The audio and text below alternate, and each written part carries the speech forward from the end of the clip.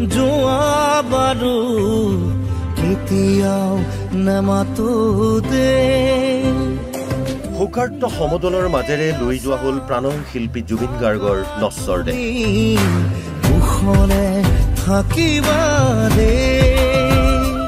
জনতাৰ শিল্পীগৰাকী সৰুসজাইৰ পৰা লৈ যোৱা হ'ল সোণাপুৰৰ কমাৰকুছিৰ শেষ কৃত্যস্থলীলৈ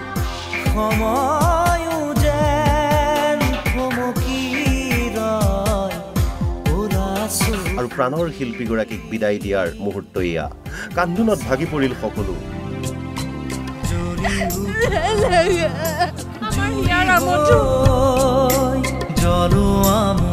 সৰুসজাইৰ পৰা পুৱা 11 বজাত জুবিনৰ নশ্বৰ দেহ লৈ যোৱাৰ সময়ত পথৰ কাষে কাষে হাজাৰ হাজাৰ মানুহ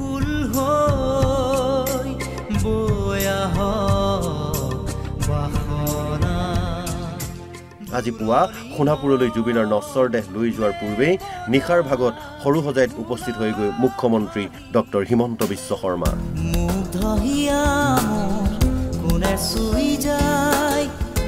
শেষবাৰৰ বাবে জুবিনৰ নশ্বৰ দেহত শ্ৰদ্ধাঞ্জলি জ্ঞাপন কৰে মুখ্যমন্ত্ৰীয়ে ইয়াৰ পাছতেই নিশা প্ৰায় 2 বজাত পোষ্টমৰ্টেমৰ বাবে পুষ্পসজ্জিত বাহনত GMCHলৈ লৈ যোৱা হয় জুবিনৰ নশ্বৰ দেহ ৰাইজৰ দাবীত পোষ্টমৰ্টেমৰ কথা ঘোষণা কৰিছিল মুখ্যমন্ত্ৰী হিমন্ত বিশ্ব শৰ্মাই কাৰণ জুবিনৰ অকল্পনীয় মৃত্যুক লৈ উত্থাপন হৈছে বহু প্ৰশ্নৰ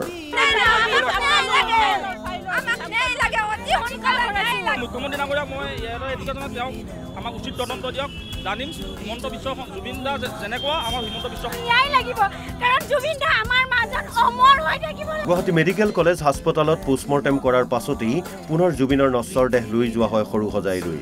আৰু তাৰ পাছৰ দৃশ্য এয়া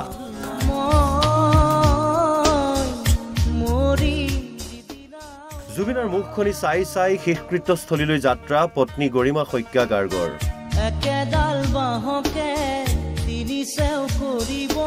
আৰু হাজাৰ হাজাৰ লোকৰ উপস্থিতিত সম্পন্ন হ'ল জুবিনৰ শেষকৃত্য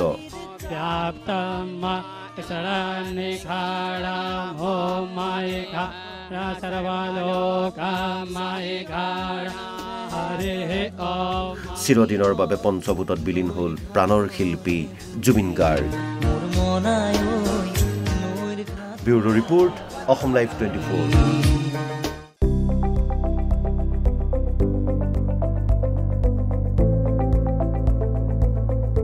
NB News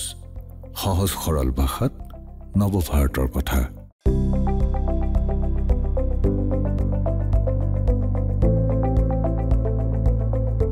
NB News সহজ সৰল ভাষাত নৱভাৰতৰ কথা